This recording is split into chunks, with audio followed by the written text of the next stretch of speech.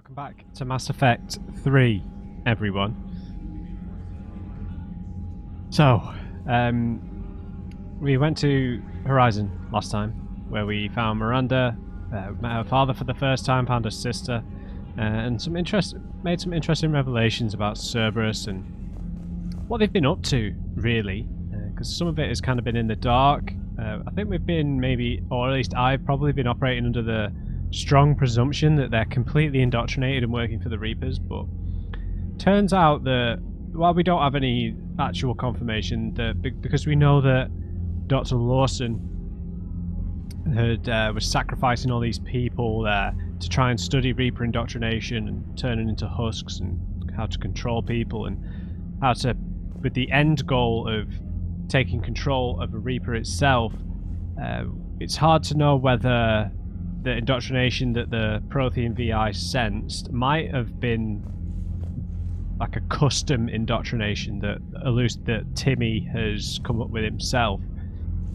So we might actually have to make maybe some tougher decisions on the Cerberus front than I was anticipating, in terms of whether we maybe need their help or something, right?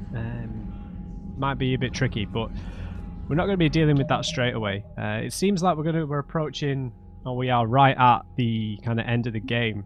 Now, I feel a bit weird because, you know, when you spend this amount of time with an experience, it feels like it's kind of never ending in a good way. And when you come in towards the precipice, so to speak, it feels a little,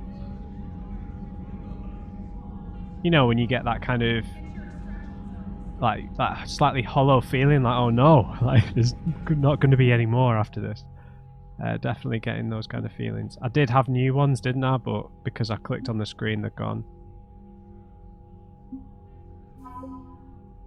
I'm sure there was a Turian one. Oh, that sucks. I forgot about that. Anyway, so what we're going to do, we're going to go do the Citadel DLC. And obviously we've got a few mini quests, collectathon quests to do on the galaxy map.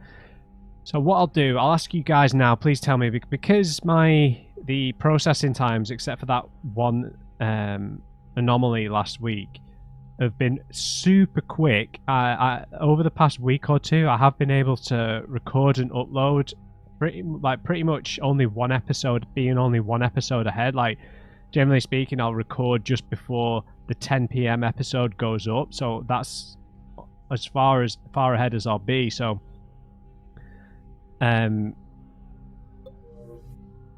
what the hell was the point of that? I was about to ask you to give me some advice on something. What was it? Oh, that was it. So, if I'm going to go to the galaxy map and go scanning, do you guys want me to actually put the last trek across the galaxy in an episode? Or do you want me to just do it off camera? Because, you know, people don't generally watch those bits. Yeah. I think I let Cerberus stick Reaper tech into his skull. Those bastards aren't human anymore. Yeah, because, you know, I see my... It seems Tally's taking what happened on Horizon hard. Oh. She's in the lounge if you want to check on her. I will. So yeah, let me know. Should I just not put that in an episode, or will there be some interesting revelations and lore that I'll find in the scanning? I tend to leave most stuff in, at least in a game like this. Apparently I missed an important cutscene with Liara after Thessia. When everyone was saying go talk to Liara, I thought it just meant go and talk to her while she was having the whole argument with Javik. I didn't realise I needed to go and talk to her. No, not that I needed to. I would have gone and spoken to her again, but I've missed out on a cutscene there. So I could reload, but that's not my style. So... The Alliance has issued warnings about Sanctuary. About time. Cerberus bastards. Horizon was my home. Just tell me you're going to take Cerberus down. Cerberus is already dead. They just don't know it yet. And when their base is nothing but a smoking crater, remember that you're the one who helped us find them. Thanks. I don't know. Feels like that kind of talk is going to have to be countered by something compelling, right? Commander? A message from Miranda, perhaps? Oh! A new article on the Quarian fleet. From the Alliance News Network Information Partners. Palaven. The Turian hierarchy, one of the most powerful and respected ground forces in the galaxy, are today paying respects to an unlikely ally, the Marines of the Quarian fleet. The weakened immune systems of Quarians normally means their forces are restricted to ships, but when an emergency technical team was required to repair a ground-based comm relay, providing vital intel to the Turian military, one Quarian squad stepped up. Commanded by squad leader Cal Rigar, the Quarian team repaired the comm system, then sacrificed their lives, holding the position until Krogan troops arrived. Cal was the guy who helped us save Tali in the second game, wasn't he? Cal, yeah? Oh, he died. When Turian troops offered to provide evac support, Rigar refused, insisting they couldn't risk the relay falling. He said multiple breaches to their exosuits made evacuation impossible. We're all dead anyway, Rigar reportedly said. Just make them pay for it. A spokesman, new superhero, spokesman.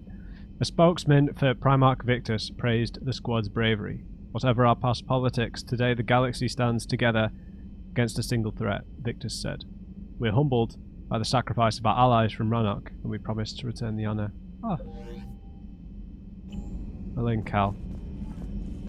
The Turians would like that as well. They really get into all that kind of sacrifice for the greater good kind of stuff, right?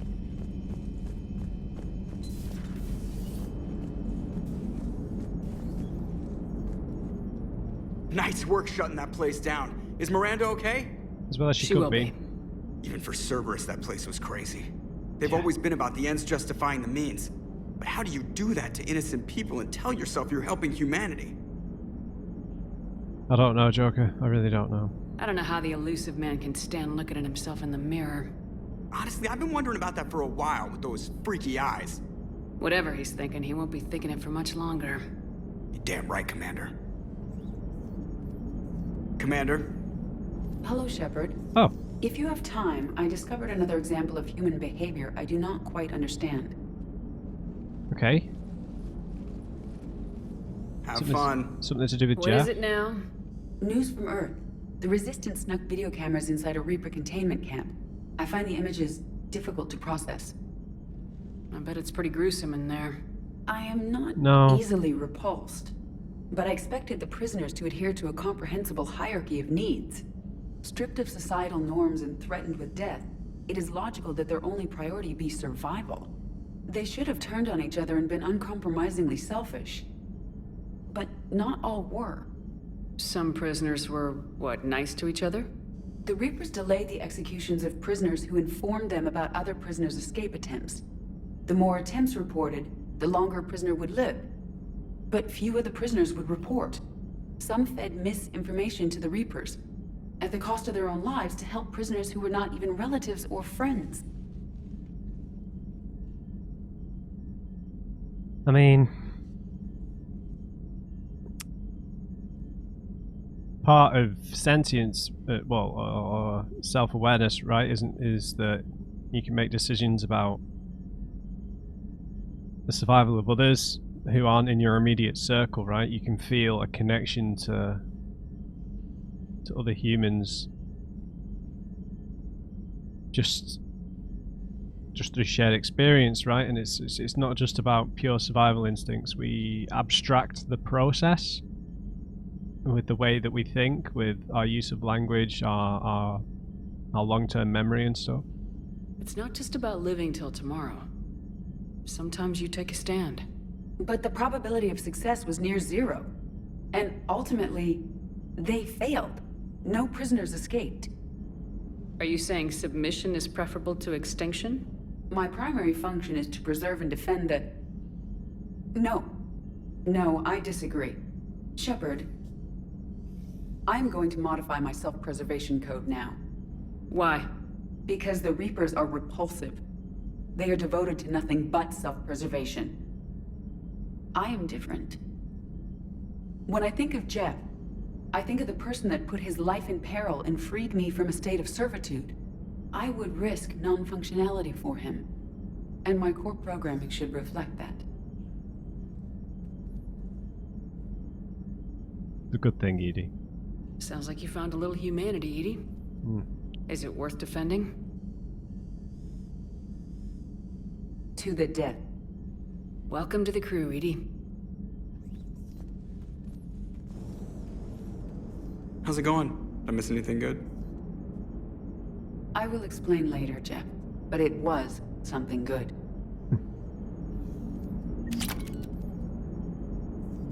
I would like a moment to myself, Shepard. I am examining human literature. Hello, Shepard. Commander? Yeah, I mean, the kind of thing she was talking about in the camp, right? I always think, with stuff like that, I always think about, there's that quote from it's Good Will Hunting, where, spoilers, obviously, so sorry if you've not watched that film, that's nearly 30 years old now, so that's on you. Where Matt Damon's character is explaining, because he was an orphan, how he was in various foster homes, and one where his foster father was very abusive and used to beat him. He'd get home quite drunk, and he'd put 3 things on the table. He'd put like a belt, something smaller, and a wrench. And he'd go pick one because he was going to beat him with one of them, and he'd just go. And I used to pick the wrench. And he was like, "Why? Because fuck him." Like, you know, that kind of thing, right? Even if you know you're going to lose, you know, it's that, you know, that kind of attitude. Let's check the map. Tali's in the lounge, so we'll go there first. Everyone else is in the right place. Yeah, I'm gutted I missed the chat with Liara, but you know, not something I did on purpose. You're gonna miss stuff, aren't you? I thought about reloading. Oh god. I thought about reloading and just playing through the Horizon mission again quickly, but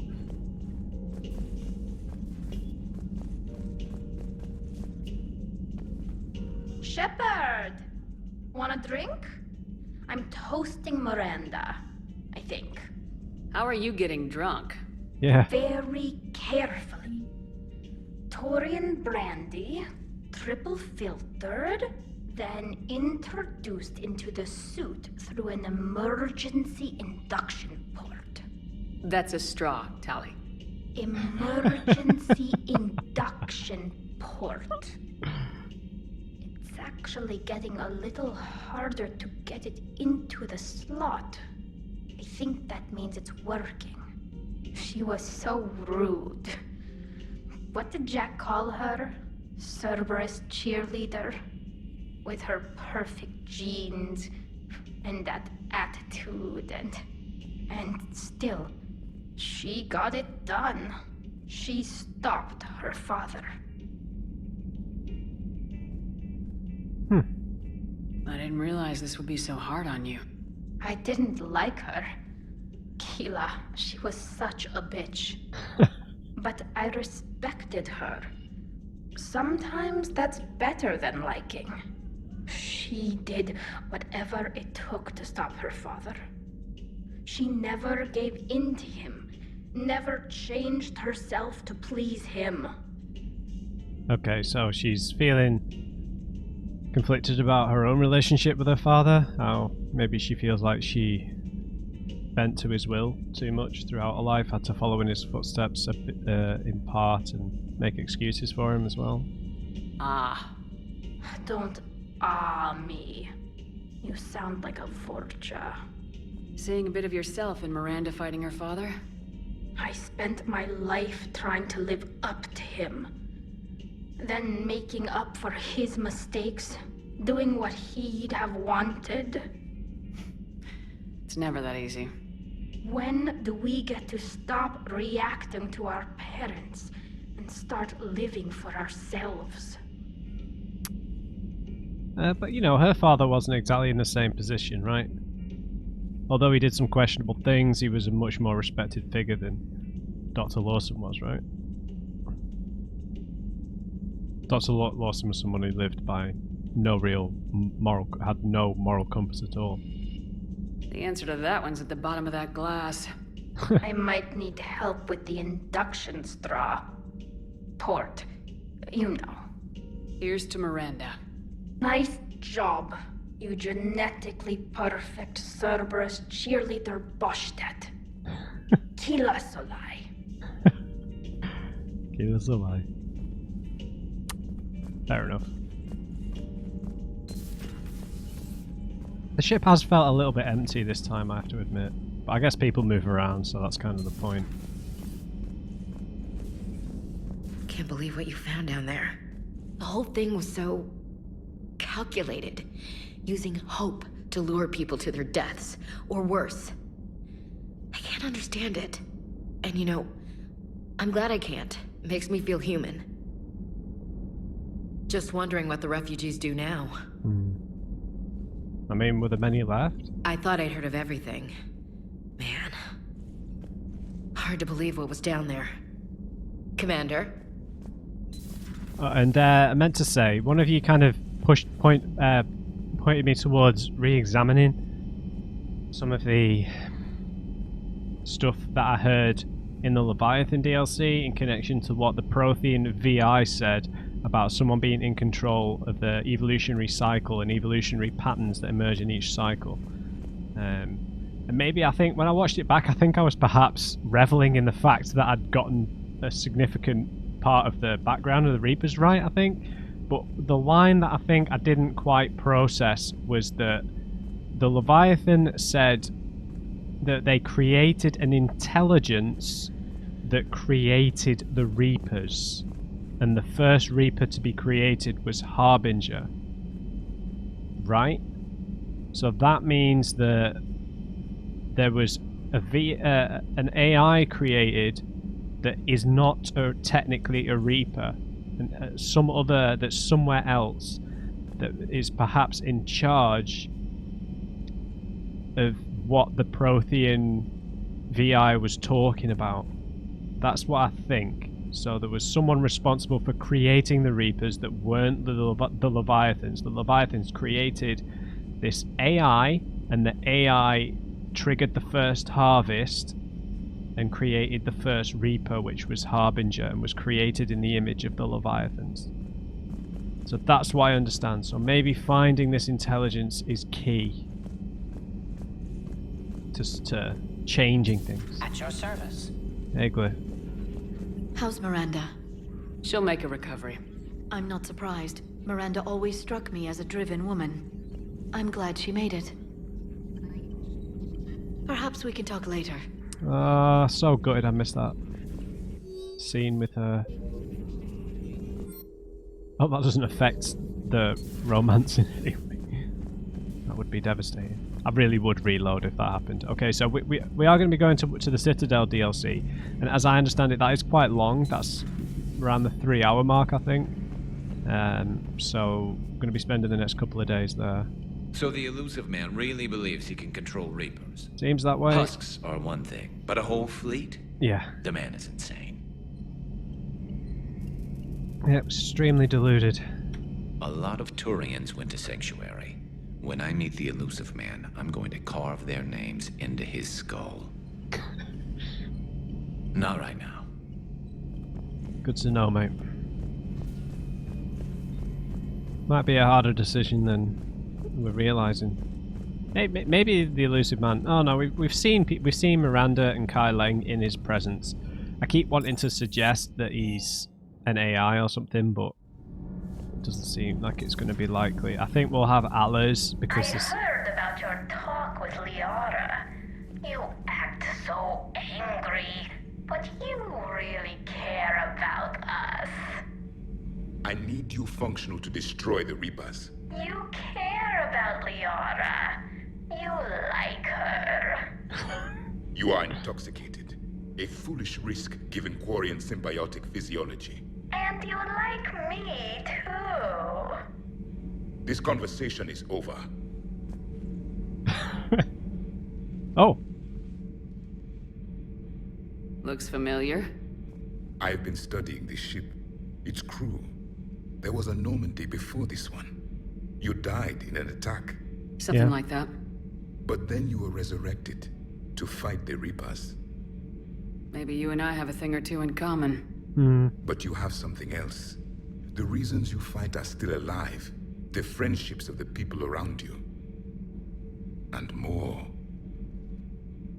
You and the Asari are joined? You could say that. I'm not. Your pheromones are. Is this why you wish to continue living? For their affection? I mean, if you're not going to fight for the people around you, then there's not really anything to fight for, right? Without that affection, all I have in my life is death.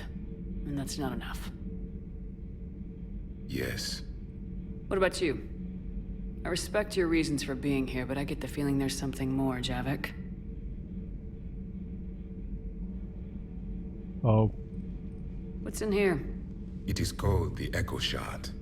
Passed from soldier to soldier, Prothean to Prothean. Each adds their memories to it. Like a beacon. How far back does it go? To a time before the Reapers. No it is way. all that is left of my people. And you don't want to remember that? Imagine if everyone you knew was dead. You could not remember their faces, or the color of the sky above your home. The memories were gone. But so was the pain. Yeah, I understand. Would you want to remember that, Commander? Even if it meant watching everyone die again?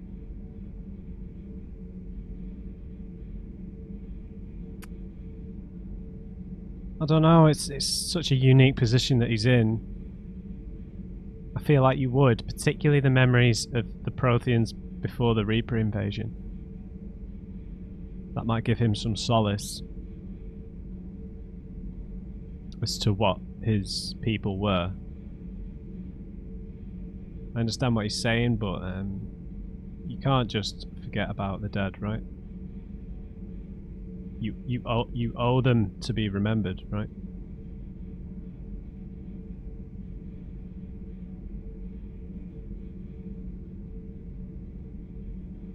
Oh, what's the quote now from Eternal Sunshine? Oh, I used to be able to recite the quote about the lonely vessel's lot. The eternal sunshine of the spotless mind. Yeah, I can't remember the whole quote, but that's essentially what he's talking about, right? The eternal sunshine of the spotless mind. A mind that knows no suffering, but also one that knows no joy. If I had something like this, seeing Earth again, whole, with everyone still alive, that would be worth the pain.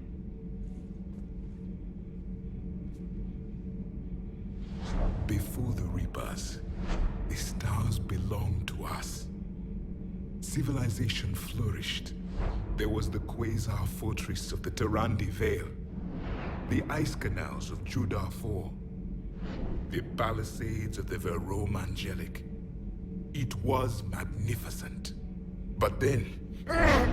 What is it? The Reapers came. Planet by planet, we were extinguished. We fought back. You okay? I once commanded a ship like this one. A loyal crew with many friends. Was captured. Only I escaped. What happened to them? Indoctrinated. The Reapers sent them against me. Year after year, battle after battle, I was hunted by my own people. Every encounter, a reminder of my failure as a soldier. Sorry. I had no idea. Until the Battle of the Cronian Nebula. I had only my knife left. I cornered my men and slit their throats one by one. I watched them bleed to death to be certain. That must have been... It was the day I understood. War is atrocity committed in the name of survival. It is a lesson I wish I had never learned.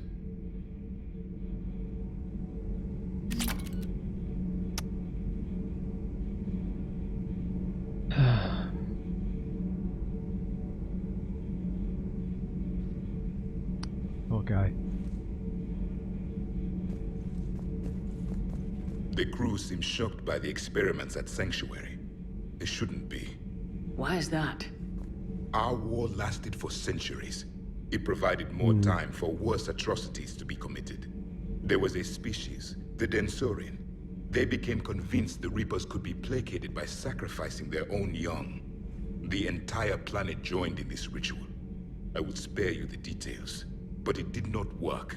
They simply made the Reaper's job easier. It was as your elusive man is now. His ambitions are nothing short of madness. Sharpen your knife, Commander. His is a voice that must be silenced, and a throat that must be slit. Yeah, this is making me wonder what kind of decision we're going to have to make with Tim, because everyone and their mother, me included, is saying, right, as soon as we find this guy, we're going to stamp on his head, right? But there's gonna be something we're gonna have to potentially compromise over, otherwise this isn't going to be a compelling decision, is it? Subjugating the Reapers will not bring victory. Only their extinction will. Commander. Okay. He got to see the prosperous vision of his own people, right? Sure, he had to experience that pain again, but I don't know. Would you guys say that that's worth it? I'm not sure. It just reminds me of that quote. I wish I could remember the whole thing. I used to be able to. Kirsten Dunst's character in the film recites that full quote. It's a really good moment in the film. If you guys haven't watched Eternal Sunshine of the Spotless Mind, I highly recommend Commander? it. Power grid is in the green. Commander. The main reason I recommend Eternal Sunshine of the Spotless Mind is because, so I'm a big fan of the writer and the director, the two different people on Eternal Sunshine. It was written by Charlie Kaufman and it was directed by Michel Gondry. Both are incredibly talented, but the kind of mix of both of their influences is what made Eternal Sunshine such a great film, because Charlie Kaufman is like has really bad depression, and some of his films have an extreme melancholy to them, and like if you watch Synecdoche, New York, he wrote and directed that. That's like the double whammy Charlie Kaufman experience that's quite soul destroying, if I'm honest. Michel Gondry, on the other hand, I think he's French or French-Canadian, I'm not sure. French director whose films often have a very dreamlike quality to them, quite playful in places, quite colourful, quite abstract in some of the visuals that they use. And what Eternal Sunshine of the Spotless Mind did, it had some of the more morose elements and concepts and feelings of a Charlie Kaufman experience, but it also had the almost wistful kind of dreamlike qualities of a Charlie Kaufman of a Michel Gondry film, because he directed it. So the combination of the two makes for such a great experience with the visuals, the music, and obviously, fantastic actors, Jim Carrey and Kate Winslet. Breaking now, Alliance Marines uncover the worst Cerberus war crimes to date. Sanctuary, advertised as a safe haven on the planet Horizon, exposed as a secret Cerberus lab. Brainwashing, lethal experiments, and Reaper connections, the exclusive details next in the battle space. Commander. Okay, fair enough.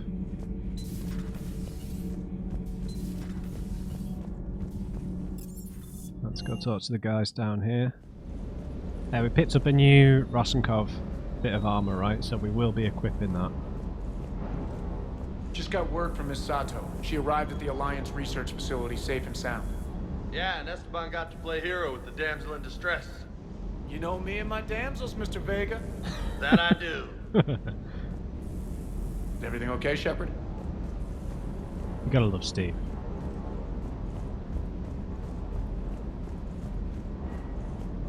I can't believe the elusive man really found a way to control the Reapers. He might not. I mean, he's still fucking crazy, but damn. Imagine if he was on our side. But I guess that's exactly what the Reapers want. Get us all fighting each other. Yeah. Divide and conquer. Exactly. Just one more reason to hate them. I can't wait to take the fight to the elusive man. I wonder what he's thinking right now. You just know he's got a plan. I saw the Crucible data Hackett sent. I don't know what the hell it does, but damn if it isn't impressive.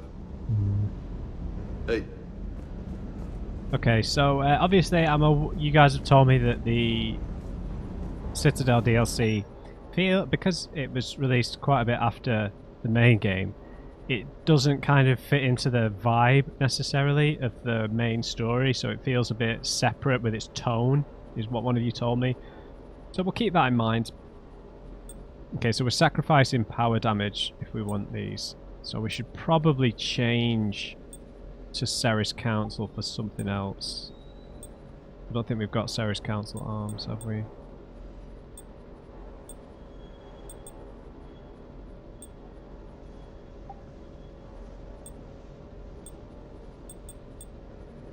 No. I don't know, man. I kind of like the power recharge speed. Go for the full Rosenkopf set, right?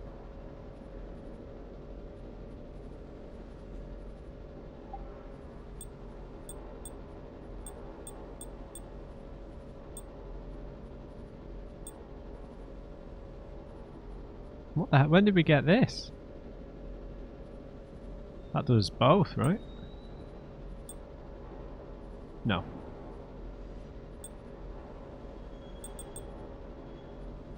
We can try the Umbra for a bit, I guess.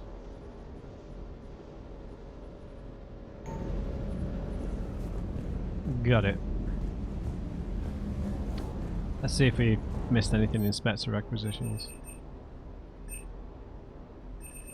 Ah, Cerberus encryption codes. Missed this. Alliance code breakers are having difficulty cracking Cerberus encryption. For a nominal fee, the Solarian STG is willing to sell encryption algorithms recovered from Cerberus engineers during the attack on Sukesh. Because the sale violates protocol and risks political repercussions within the Solarian government, the seller has asked that STG's involvement be kept quiet. Instead, the data should be marked as discovered on the body of a Cerberus engineer whose equipment failed to self-destruct. Certainly. Alright.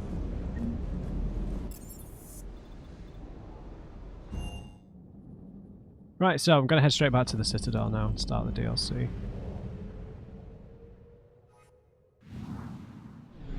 I'm a bit gutted about the aura. I should probably reload that actually. It's just, you know, I'm going to have to replay like 2.5 hours of the game. If I do that, I probably can't upload my videos in time for tomorrow. That's the problem I face. Right, let's make a quick hard save. I guess you guys will have to let me know, does that actually have an influence on the aura's, on the relationship with the aura? Or was it just a good scene? You know.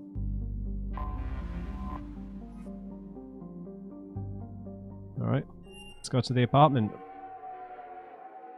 I've no idea what we're going to be doing for this DLC to be this long. Anderson's apartment. Commander, I've got Admiral Anderson on the QEC. Patching him through to you now. Shepard. Admiral, how you holding up? Day by day, Commander. Yeah. Hackett sent me a message about this apartment. I want you to have it. Take it off my hands. Are you serious? You need a place that's yours. Somewhere to recharge, clear your head. Kaylee wanted us to settle down there. Thing is, the longer I'm on Earth, the less I want to leave. And I want as few loose ends out there as possible. Like I said, you'd be doing me a favor.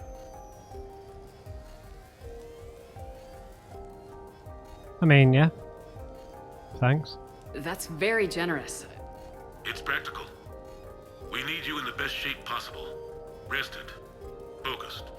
If you say so. Thank you. And make yourself at home, damn it. It's yours now. I'm sure I can manage. Okay, good. Been meaning to do that for a while. I'll talk to you soon. Yeah, take care of yourself, buddy. Be careful out there, Anderson. You too, Shepard. Right. This is swanky. Okay, notes for Anderson's biography, relationships. You never asked me about this, but my wife just called. My ex-wife. Nobody likes to talk about the toll that long months apart can have on military relationships. She wasn't military. She couldn't handle it. But it's not even about military and non-military, damn it. It's spaceflight. Spaceflight. Finding the mass relays, miracles of engineering. Human imagination rising to meet our desires. We pay a price for that curiosity, that drive. Our relationships suffer. People we love suffer. But that's reality, and it's worth the cost. I must have thought it was. I guess I still do. In the end, you just have to hope you made the right choices. If you believe in choice at all, right? Right, I will obviously explore everything else, but I can't let this ring in the background.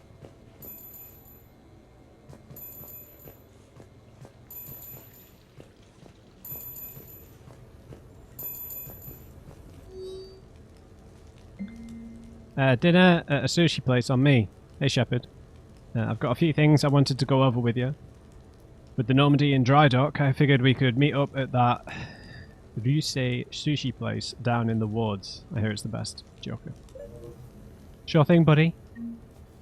So I'm guessing this is pretty much fan service. This whole DLC is fan service, I'm guessing. Which I have no issue with, right? A catalogue. Hello? Oh, we can customize. Standard design that never goes out of style. Well, there's nothing else. Standard? The hell are we playing The Sims? I've never even played The Sims, so it might be nothing like this. Okay, great.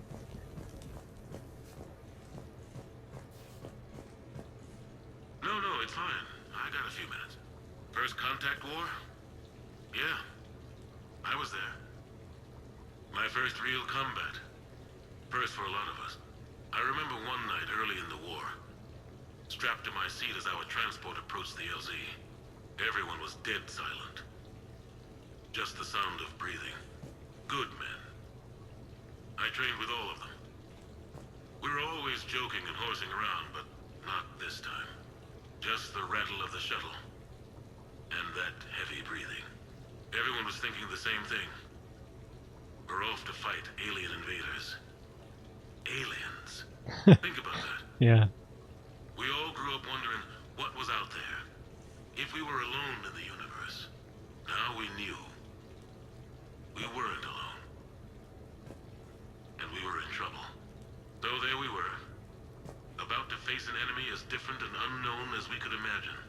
I knew I had to say something, keep the men relaxed. So I turned to the soldier beside me, Hendricks, I think, and asked him how his mother was doing. Fine, he said. Why? Because I heard your mama so ugly the Marines thought she was a Turian. Almost shot her. I got a few smiles. Then Hendricks turned to me and said, Hell, Anderson, I heard it was a picture of your mama that started this goddamn war in the first place. Scared the Turians shitless. Everyone had a good laugh at that. And the boys fought great that night. Sometimes that's all it takes. A joke, a pat on the back. Just a little reminder that everything's gonna be okay. I'm trying to think of some of the films I've seen this voice actor in, because he is a great actor. Got quite an iconic voice. I'm guessing a lot of that is from the first Mass Effect book, right? Which I'm going to get to, but I've been reading Dune, and I'm going to be reading probably a lot of the Dune books. I'm like halfway through Dune at the minute. I just want to read the first book before the film comes out, and then I'll move on to Mass Effect, hopefully. An ANN interview. A few months ago, I had a chance to sit down with one of Earth's most decorated soldiers, Admiral David Anderson. He was kind enough to answer my questions and talk about his career. Today, the Admiral is on Earth. leading the defense of our home against the Reapers. We have no communication with him or any soldiers on Earth, but we can't forget what they're doing for us. Tonight's show is dedicated to all of the soldiers out there, fighting and dying to keep us safe. Admiral Anderson, today marks the 30th anniversary of the N7 program. Can you describe your first day of training in this now famous program? The Interplanetary Combatives Training Program is all business from day one. How so? We're given basic gear, then separated and stranded on an asteroid with no nav data. The test ends when the last person runs out of oxygen. Sounds daunting. What happens to the ones who run out of air first? Out of the program. The best N7s can survive alone, but work together to survive even longer. That's very impressive, Admiral. Deep space survival training. That has to be so difficult. All of it would take such strength of character. Well, just plain strength. But then you seem like a strong person. I'm sorry. Is there a question in there? Well, does the program make the man, or do you think you were born for this? It's a bit of both, I suppose. Every soldier reaches a point in their career, sometimes more than once, when they are asked to give more than they ever thought they could. That moment is the test. I've seen men and women, almost sure to fail, persevere long past the point of breaking. That experience changes them. Others, with all the gifts and abilities, fail in that moment. Sometimes they pick themselves up and carry on. Sometimes they're just done. What about you? What was your moment? I've had a few, none of which I'd like to share. But I think the toughest tests are still ahead of me. What makes you say that? Call it a hunch. Soldier's intuition? Something like that. Do you trust your intuition? I mean, do you follow your heart over your mind? Same thing, right? It depends on the day. No, I suppose if I were to be honest, I do trust my instincts. The problem is, war isn't orderly. And the enemy is never predictable. Even the most experienced veteran is going to find themselves in situations they haven't trained for. In those instances, and there's more than I'd like to admit, your instincts are the only thing keeping you alive. That, and the men and women you're fighting beside. But soldiers are only as good as their leader, isn't that true? Yeah. A good leader can make an okay squad great. A bad leader, well, war tends to make examples of them. What makes a good leader, then? A good leader is someone who values the life of his men over the success of the mission, but understands that sometimes the cost of failing a mission is higher than the cost of losing those men. That's a terrible line to have to walk. Yes, it is. But war is a terrible thing. Thank you for your time, Admiral. Thank you. The remainder of this interview was to take a more personal look at Admiral Anderson's life. It wasn't finished when the Reapers invaded. We can only hope that the Admiral and the soldiers under his command survive to tell us the rest of their stories. I'm Kalisa Al-Jalani. Thank you for watching. Okay, so we're going to get lots of flavour here to Anderson.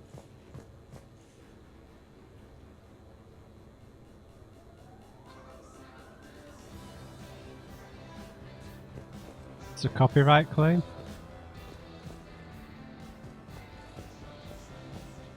Oh, the lens flares. The Normandy? A brand new ship. My ship. You don't forget that moment. The first time you're standing there. The whole crew looking to you for direction. Unforgettable. I'd led men and women before that. Seen a lot of combat already. Always managed to find my way home in one piece. Do that a few times, you begin to think you know better than the next guy. Maybe you do, I don't know. But if you're lucky, really lucky, you find yourself on a good ship, in front of a good crew. A crew you can trust with your life. Gifted. Disciplined. Brave. All of them. Eager to set sail into the endless black ocean. I still remember my XO asking what my orders were. Shepard, I said. Let's see what we can find. That we did.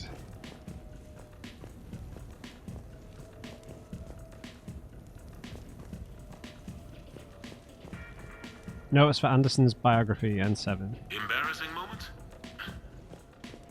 I've got more of those than anyone will ever know. Only way to learn something.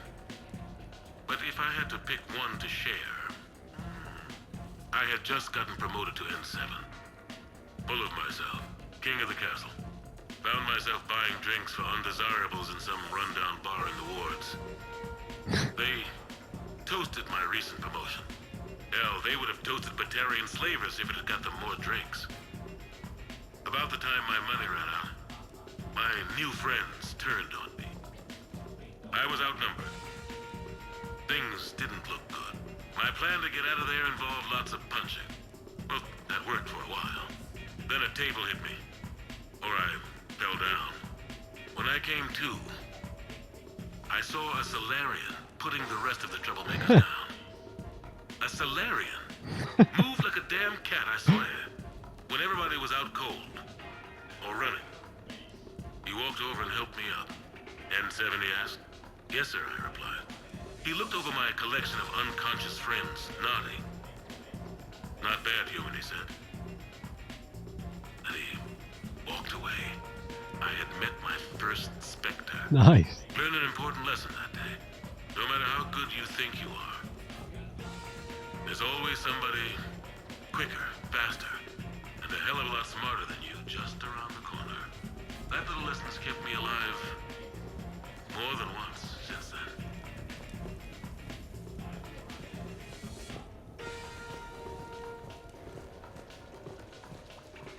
Okay, downstairs, nothing else, I don't think. Aha! Shepard. Sure, I can talk about Commander Shepard. Big topic.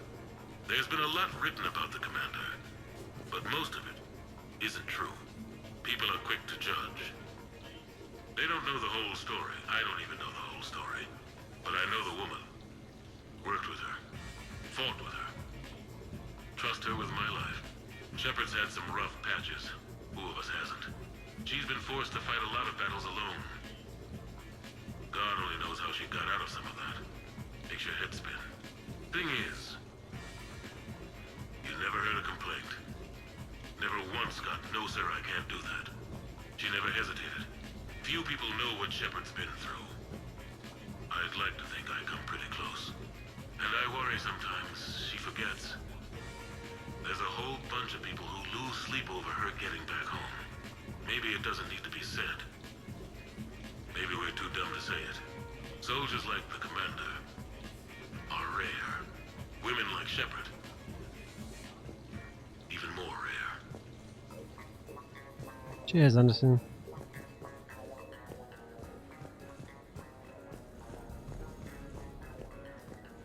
Heavy bag in the bedroom? Maybe it's the guest bedroom. New questions. Okay. I have your new questions here. As a leader, do I ever feel that the end justifies the means? Spirit of law over word of law. I'm not going to touch that with a 10-foot pole, but I think I know what you're after. You're referring to the way I, arranged to have the Normandy released to Commander Shepard before the Battle of the Citadel. I'm not sure how valuable hindsight is to the military. Obviously, it worked out for the best. Without the Normandy and Commander Shepard free to do what they needed to do, what we needed them to do, Saren might have taken the Citadel. I think it's clear what a different galaxy this would be if that had happened. I did what I had to.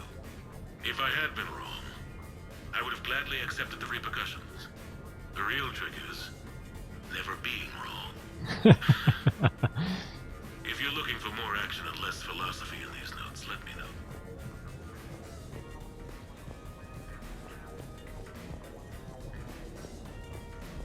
What the hell? Look at this place. I guess he was an admiral, right? A cheering experience. Turians. Well, I might not always see eye to eye with the politics of the individual, but I have a great respect for the Turian military. Any Alliance soldier lucky enough to take part in their training programs will certainly be better for it. Their precision, skill, and discipline come together in a way that's second to none. Not that I'm faulting our own people or training. It's just that after fighting Turians in the First Contact War, years later, I had the opportunity to observe and train on Paladin. It was a turning point for me. And I would encourage any soldier to try it. It's a unique experience to put yourself in the squad of a Turian commander. My commander was an uncompromising bastard named Bartix Oryx. If you can find him, just ask how the platoon I commanded was trounced in his strategy game. Humbly. But I've used what I learned that day many times. The xenophobes will have their say. But I think it's vital that we do more of this kind of cross-species training. There you go. And if you do find General Oryx, let me know. I owe you money. Oh, this is good, man. Okay. So, Tombstone data. Admiral David Edward Anderson. Not sure why anybody would be interested, but thanks for asking. I was born in London, June 8th, 2137. The last of 3 children born to Ursula and Paul Anderson. A nurse and a flight mechanic, respectively. But that's a little dry. Someone's gonna spice this up, right? Never been much for the spotlight. Anyway, where was I? It was a second marriage for my parents. They were almost 50 by the time they had me. My mother worked shifts, so my father would often take me to the base. While he worked, I watched transport ships and fighters take off. Worked his whole life around space travel, my father. But he never left Earth. Not for a day. He was a good man. But that's just a side note. Don't put that in. Who is it, Kaylee? Yes, I need to take that. I hope this is what you're after. I'll get to the more interesting N7 stuff next time.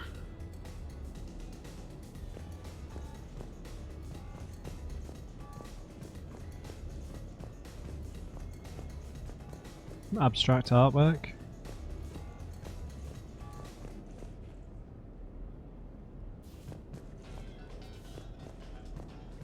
What is this? Geth techno? What's going on? Alright, an armor locker, weapons bench.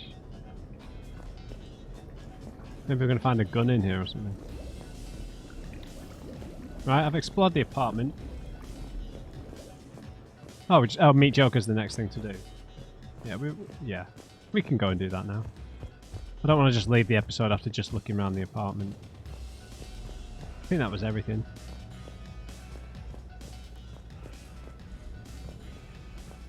Yeah, how the hell do we get out of this place? There we go. Oh, okay. Ross and Koff, you provide my armor.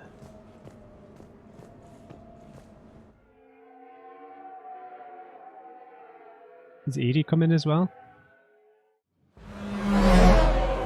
Well, there's that DLC production quality. Cinematic quality, sorry.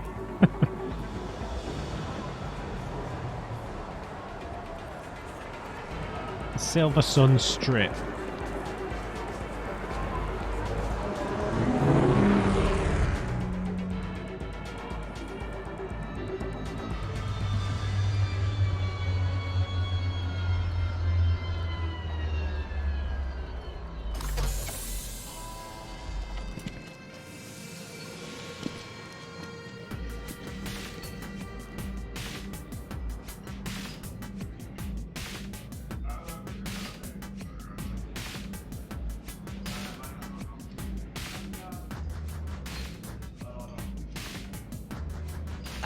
Commander Shepard, your table is ready. Still wearing that bloody hat.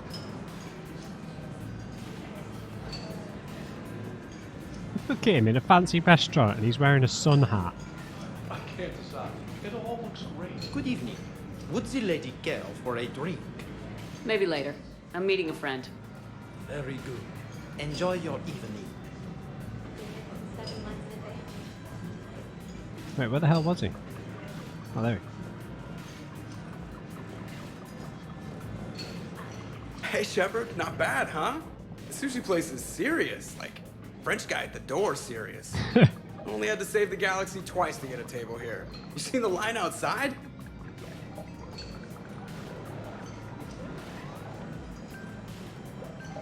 Come on, Alliance uniform. But here I am, drink in hand. Best pilot in the universe and a rock star. Any news from the Normandy? Oh, you know, maintenance stuff. It's hard knowing a bunch of strangers or poking around in my ship. I mean, your ship. Yeah, our shit, buddy. The best thing we can do right now is Parker and let the techs do their work. Yeah, you're right. Maybe an oil change, space tire rotation. Right. Trust me, it'll do her some good. Oh, I trust you. Not sure about those shifty aerospace engineers. Always stealing the silverware. I guess we could use the R&R before we have to save the galaxy. Or potentially not be able to save it. I don't know how it's going to go. Let someone else do the work for once. Hackett's orders. You're on shore leave. Yeah, whether we like it or not. I'm sure you'll manage. I may need a drink that comes with an umbrella. I'm the first human Spectre. I'll get you 2 umbrellas. Awesome use of power, boss. So, your email said it was important? My email? I'm here because I got a message from you. Uh-oh. The hell? I didn't send anything. We've been poisoned. Commander! Excuse me. Sorry. Alliance business. Commander, this is urgent! Brooks? I don't think that's the umbrella lady. Commander Shepard, I'm Staff Analyst Maya Brooks. Alliance. Excuse me. Alliance Intelligence. There are people trying to kill you. Yeah, I think she's aware of that. No, I don't mean Cerberus and the Reapers. I mean other people. New people. It's... Someone is hacking your account. Comm channels, personal records. They're targeting you specifically. You know anything more? Targeting me? What do they want? The intel isn't definitive yet. Last time, I guess without definitive intel, we almost landed troops on a gas giant, which is bad. Hang on, Brooks. Take a breath.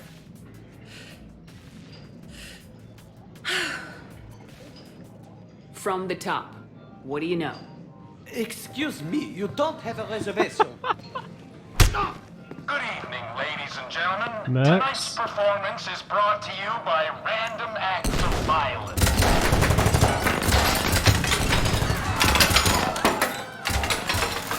Get down! Man, I love show business. That Trevor? Spread out, boys. Find me Shepard. No. Stay there! I'm coming! Joker! Ow, my pancreas. Hey! Damn it! Got one, sir. Find the crew. I'm going after her. Find the crew. Got it. Don't make me do melee attacks. Hey! You used me as bait? Go! You used me as bait! Did you see that? Savior of the Citadel. Brooks! Little bones guy is...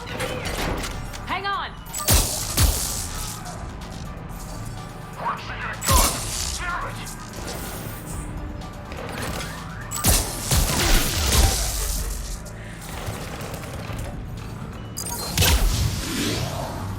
Why am I doing no damage?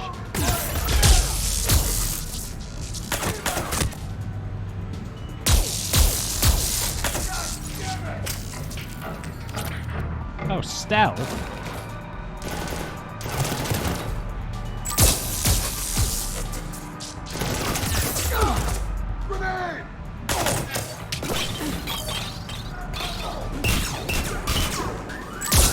are you doing?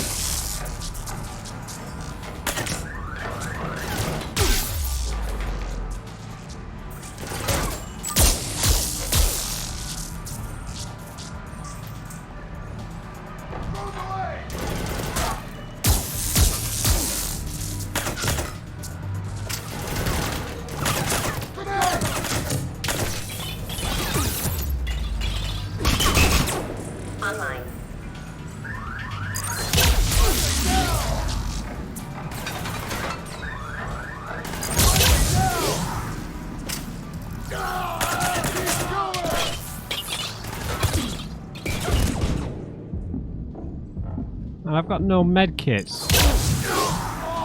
Brooks, stay down! Staying down!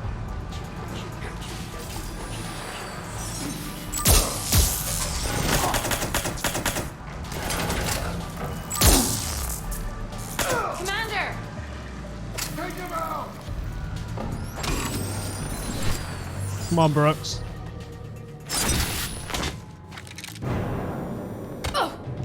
Nice save.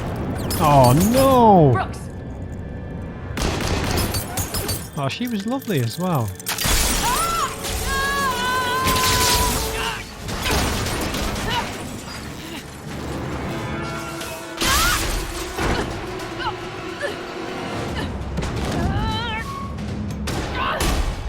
Yep. There goes dislocated shoulder right there.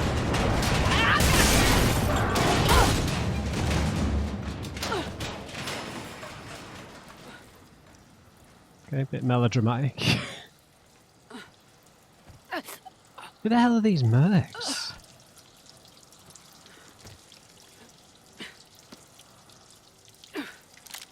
So much for shore leave. Commander, I found a secure terminal. Are you okay down there? How are you alive? Yep. Feeling good. Brooks! You got hit. I know! I used Medigel. A lot of it. All of it, actually. And now everything is a little bit bouncy. I think you used too much. So, can I help with anything? Alert CSEC. I'll look for a way out. Right guys, it's going to have to end the episode there, but yeah, weird beginning here. Interesting learning more about Anderson, but I've no idea what's going on, so we'll figure it out next time. I hope you enjoyed the start to the DLC. Leave me a like if you enjoyed it, and just remember everyone, never trust an uncrate. I'll see you next time.